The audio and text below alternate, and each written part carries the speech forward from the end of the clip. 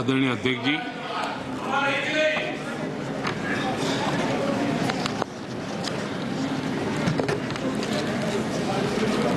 पिछले 3 दिवस से अनेक वरिष्ठ महानुभाव आदरणीय सदस्यों ने अपने विचार व्यक्त किए हैं।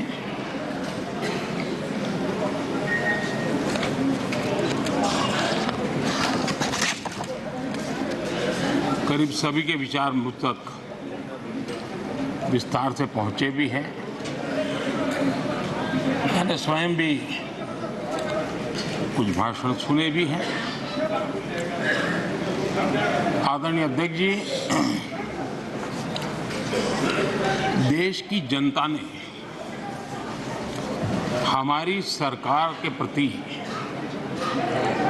बार बार जो विश्वास जताया है, मैं आज देश के कोटि-कोटि नागरिकों का आभार व्यक्त करने के लिए उपस्थित हुआ हूं।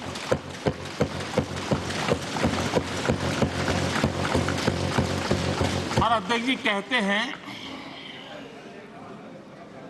भगवान बहुत दयालु है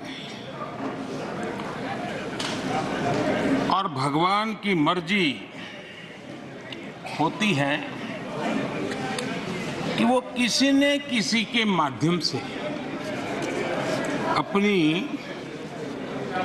इच्छा की पूर्ति करता है, किसी न किसी को माध्यम बनाता है। मैं इसे भगवान का आशीर्वाद मानता हूं कि ईश्वर ने विपक्ष को सुझाया और वो प्रस्ताव लेकर आए।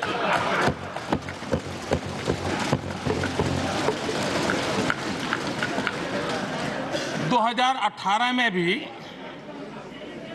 ये ईश्वर का ही आदेश था, जब विपक्ष के मेरे साथी अविश्वास प्रस्ताव लेकर के आए थे। उस समय भी मैंने कहा था कि अविश्वास प्रस्ताव हमारी सरकार का फ्लोर टेस्ट नहीं है। मैंने उस दिन कहा था, बल्कि ये उन्हीं का फ्लोर टेस्ट है। ये मैंने उस दिन भी कहा और हुआ भी वही। जब मतदान हुआ तो विपक्ष के पास जितने वोट थे उतने वोट भी वो जमा नहीं कर पाए थे।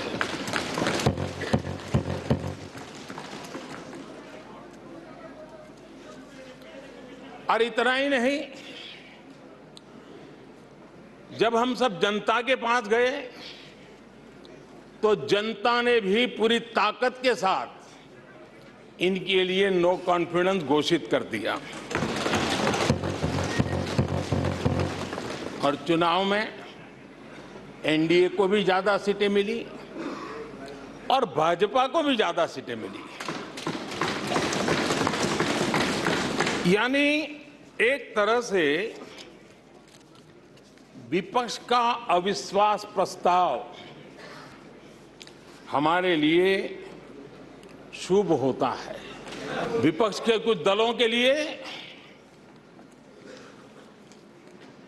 उनके आचरण से, उनके व्यवहार से उन्होंने सिद्ध कर दिया है कि देश से ज्यादा उनके लिए दल है, देश से बड़ा दल है, देश से पहले प्राथमिकता दल है। मैं समझता हूं आपको गरीब के भूख की चिंता नहीं है, सत्ता की भूख, यही आपके दिमाग पे सवार है। और अध्यक्ष जी देखिए, मजा इस डिबेट का कि फील्डिंग विपक्ष ने ऑर्गेनाइज की, लेकिन चौके छक्के यहीं से लगे।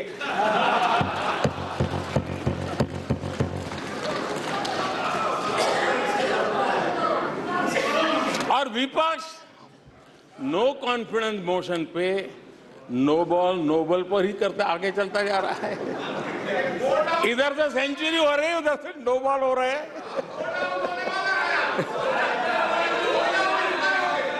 अध्यक्ष जी, मैं हमारे विपक्ष के साथियों से यही कहूंगा कि आप तैयारी करके क्यों नहीं आते जी?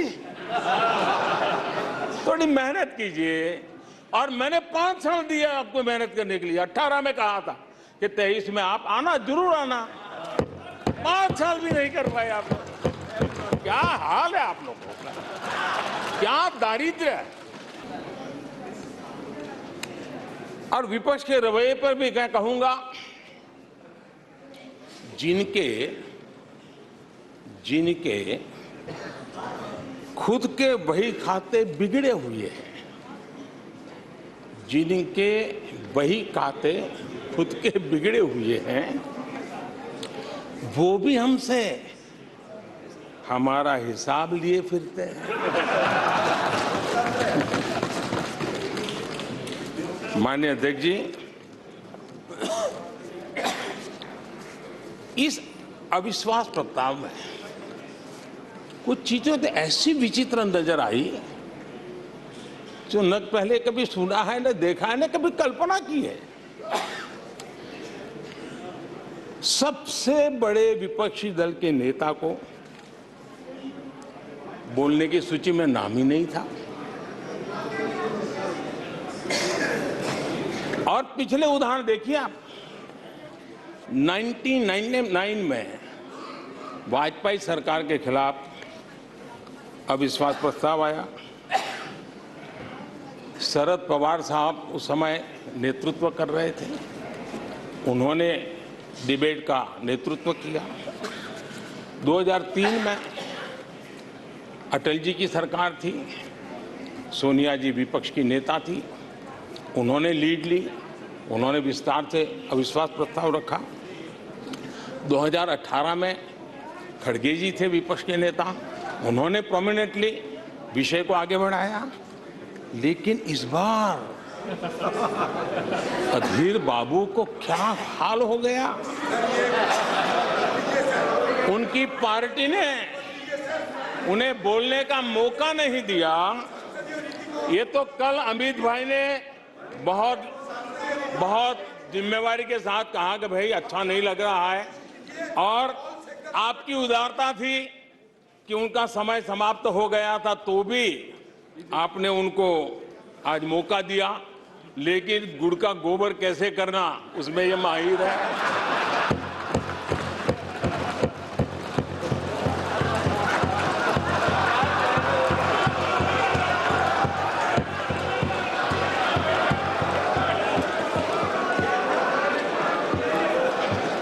मैं नहीं जानता हूं कि आखिर आपकी मजबूरी क्या है, क्यों अधीर बाबू को दरकिनारे कर दिया गया। पता नहीं कलकत्ता से कोई फोन आया हो।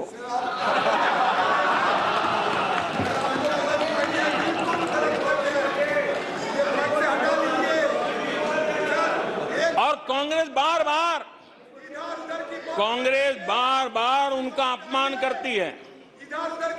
कभी चुनावों के नाम पर उन्हें अस्थायी रूप से फ्लोर लीडर से हटा देते हैं। बिट्टू जी,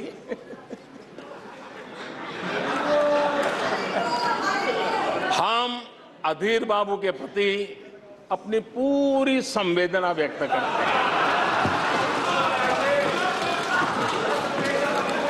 माननीय अध्यक्ष जी, WHO स्वच्छ भारत अभियान का एनालिसिस करके के कहता है कि स्वच्छ भारत अभियान से 3 लाख लोगों को मरने से बचाया गया है। आदरणीय अध्यक्ष जी, भारत स्वच्छ होता है, 3 लाख लोगों की जिंदगी बचती है। 3 लाख है कौन? वही झुग्गी झोपड़ी में जिंदगी जीने के लिए जो मजबूर है, जिनके लिए अनेक कठिनाइयों से गुजारा करना पड़ता है। जो सच्चाई दुनिया दूर से देख रही है, ये लोग यहां रहते हैं दिखती नहीं है।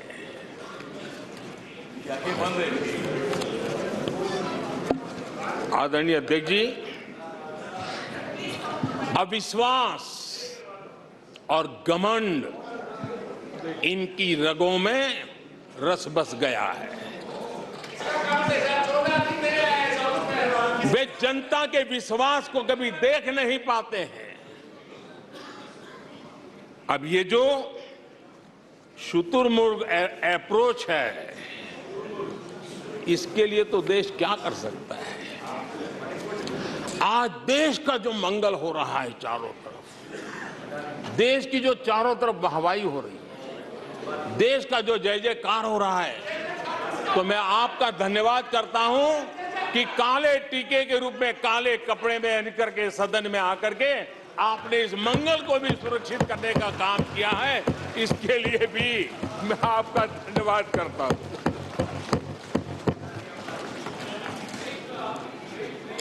आदरणीय अध्यक्ष जी,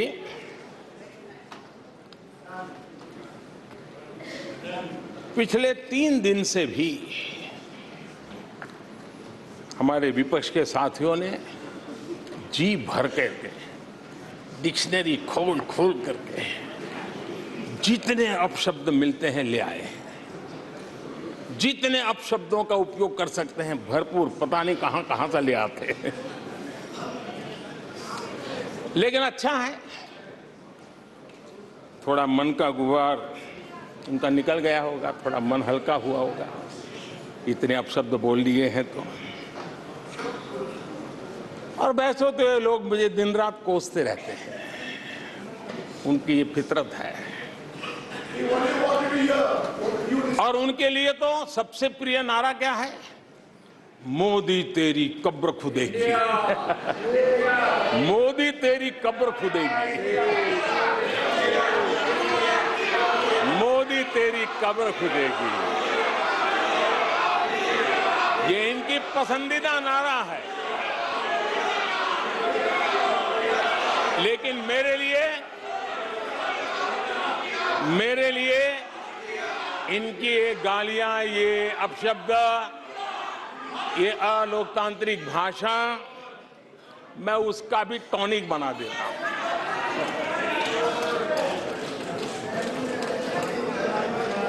और ये ऐसा क्यों करते हैं और ये क्यों होता है, आज मैं सदन में कुछ सीक्रेट बताना चाहता हूं।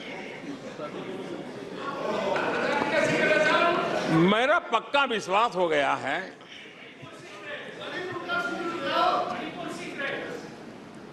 कि विपक्ष के लोगों को एक सीक्रेट वरदान मिला हुआ है। हाँ,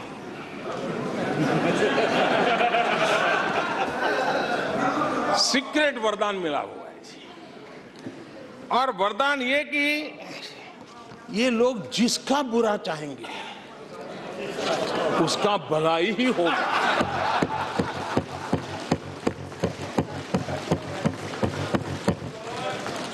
एक उदाहरण तो आप देखिए, मौजूद है।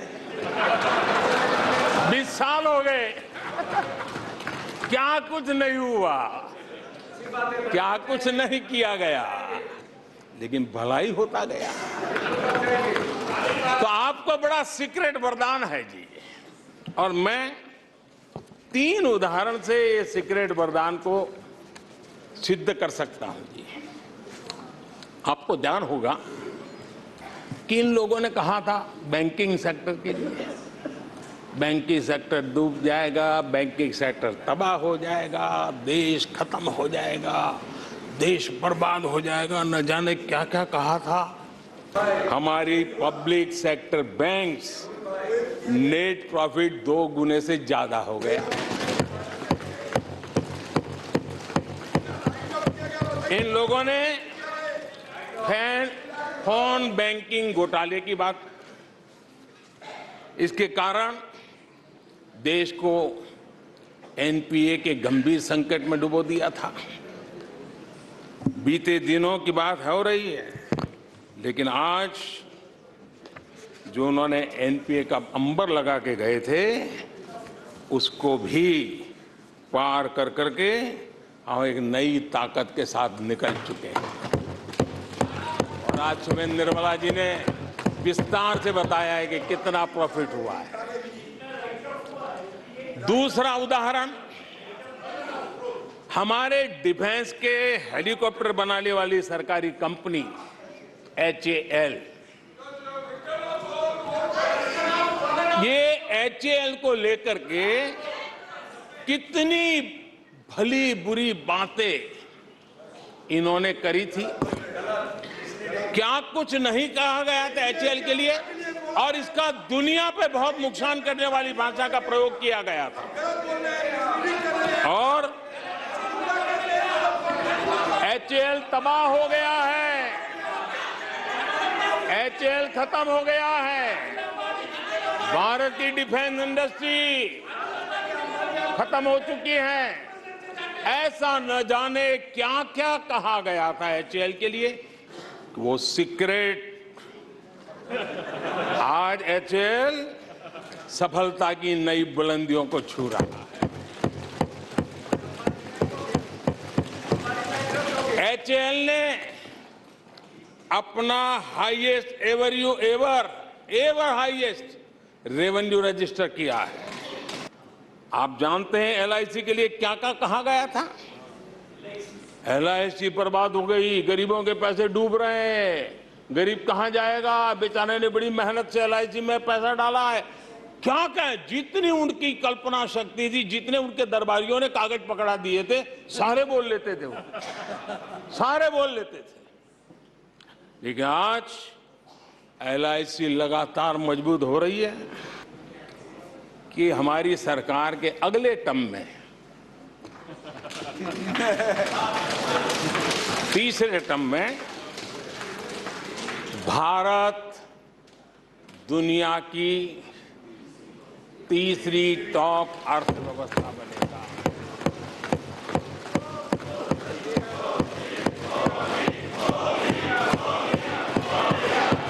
आदरणीय अध्यक्ष जी,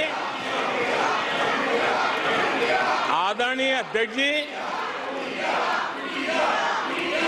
अब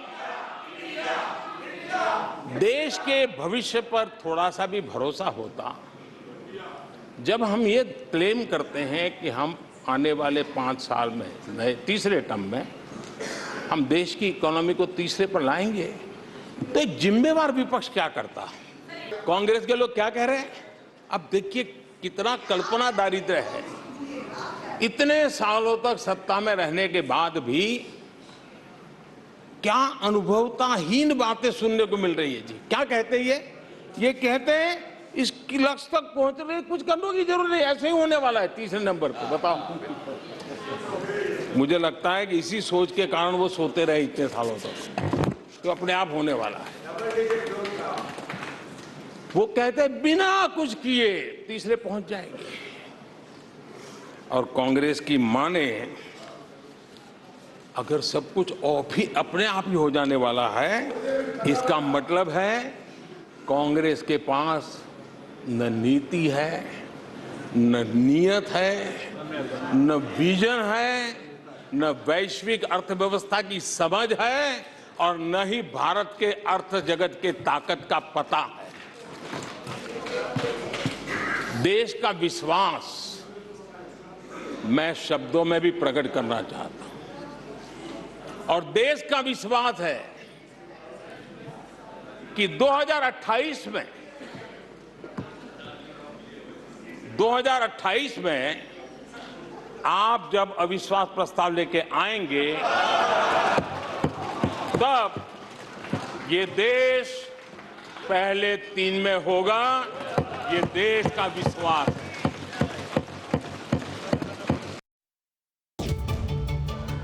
अगर इन्होंने गृह मंत्री जी की मणिपुर की चर्चा पर सहमति दिखाई होती, तो अकेले मणिपुर विषय पर विस्तार से चर्चा हो सकती थी, हर पहलू पर चर्चा हो सकती थी, और उनको भी बहुत कुछ कहने का मौका मिल सकता था। लेकिन उनको चर्चा में रस नहीं था। और कल अमित भाई ने विस्तार से इस विषय की चीजें जब रखी, तो देश को भी आश्चर्य हुआ है कि लोग इतना झूठ फैला सकते हैं, ऐसे ऐसे पाप करके गए हैं लोग। और उन्होंने आज जब अविश्वास का प्रस्ताव लाए और अविश्वास में सारे विषय पर वो बोले, तो ट्रेजरी बेंच का भी दायित्व बनता है कि देश के विश्वास को प्रकट करें, देश के विश्वास को नई ताकत दें, देश के प्रति अविश्वास करने वालों के लिए करारा जवाब दें। ये हमारा भी दायित्व बनता है। हमने कहा था अकेले मणिपुर के लिए आओ चर्चा करो, गृह मंत्री जी ने चिट्ठी लिख करके कहा था, उनके विभाग से जुड़ा विषय था, लेकिन साहस नहीं था, इरादा नहीं था और पेट में पाप था, दर्द पेट में हो रहा था और फोड़ रहे थे सर। इसका ये परिणाम था। आदरणीय अध्यक्ष जी, मणिपुर की स्थिति पर देश के गृह मंत्री श्रीमान अमित शाह ने कल 2 घंटे तक विस्तार से और बड़े धैर्य से, रत्ती भर भी राजनीति के बिना सारे विषय को विस्तार से समझाया, सरकार की और देश की चिंता को प्रकट किया और उसमें देश की जनता को जागरूक करने का भी प्रयास था। उसमें इस पूरे सदन की तरफ से एक विश्वास का संदेश मणिपुर को पहुंचाने का इरादा था। उसमें जन सामान्य को शिक्षित करने का भी प्रयास था। एक नेक ईमानदारी से देश की भलाई के लिए और मणिपुर की समस्या के लिए रास्ते खोजना एक प्रयास था, लेकिन सिवाय राजनीति कुछ करना नहीं है। इसलिए इन्होंने यही खेल किए, यही स्थिति किया।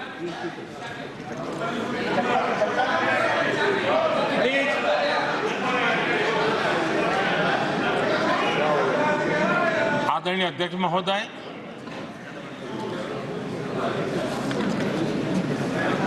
कल वैसे विस्तार से अमित भाई ने बताया है।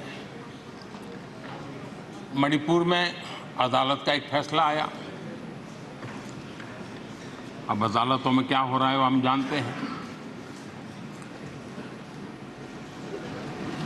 और उसके पक्ष विपक्ष में जो परिस्थितियां बनी,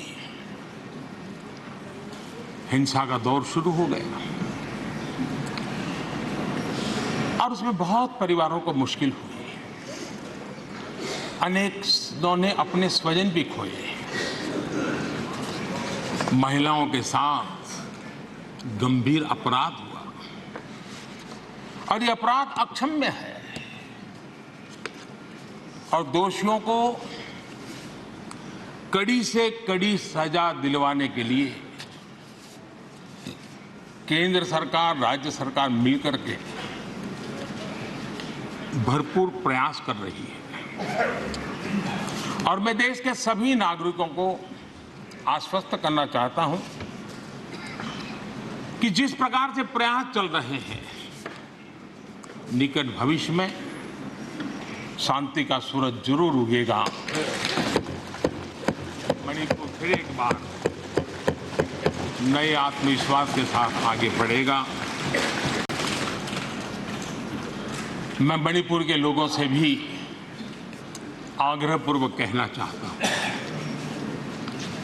वहां की माताओं, बहनों, बेटियों से कहना चाहता हूं, देश आपके साथ है,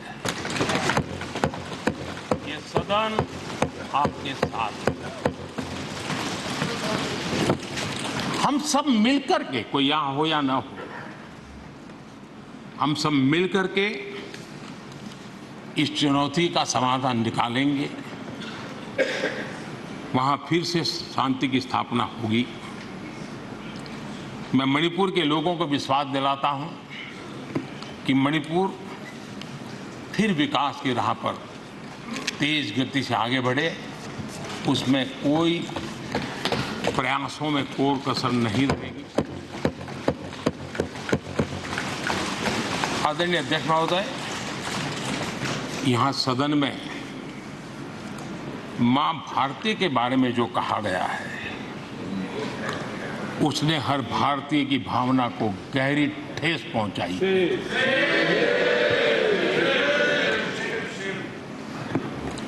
अध्यक्ष जी, पता नहीं मुझे क्या हो गया है, सत्ता के बिना ऐसा हाल किसी का हो जाता है, सत्ता सुख के बिना जी नहीं सकते हैं। और क्या क्या भाषा बोल रहे हैं। आदरणीय अध्यक्ष जी, पता नहीं क्यों कुछ लोगों को भारत मां की मृत्यु की कामना करते नजर आ रहे हैं। इससे बड़ा दुर्भाग्य क्या है। ये वो लोग हैं जो कभी लोकतंत्र की हत्या की बात करते हैं, कभी संविधान की हत्या की बात करते हैं। दरअसल जो इनके मन में है वही उनके कृतित्व में सामने आ जाता है।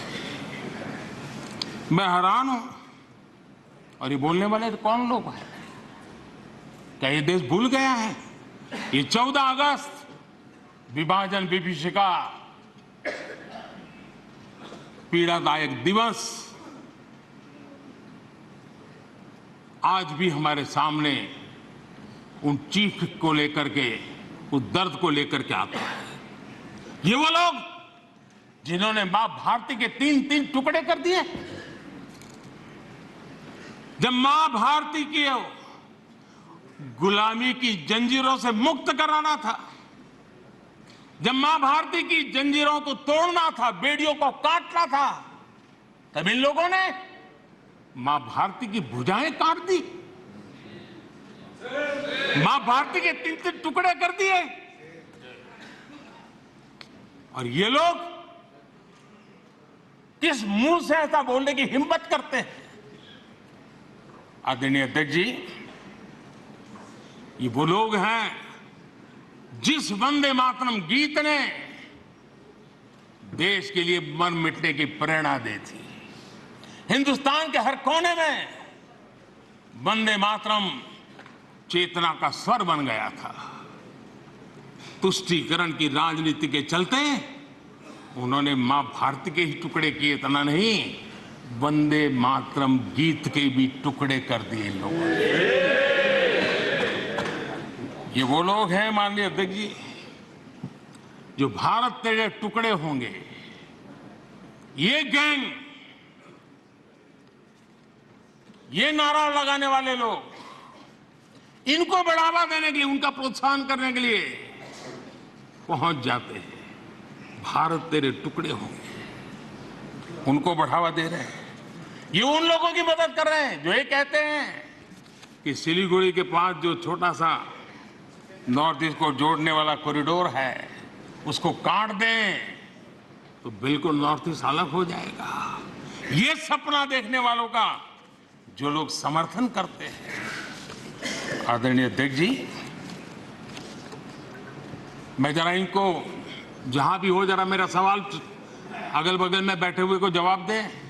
ये जो बाहर गए ना उनको जरा पूछे ये कच्छ तीवू क्या है?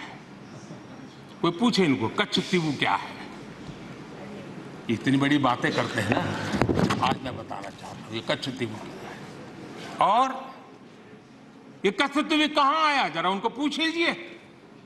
इतनी बड़ी बातें लिख करके देश को गुमराह करने का प्रयास कर रहे हैं।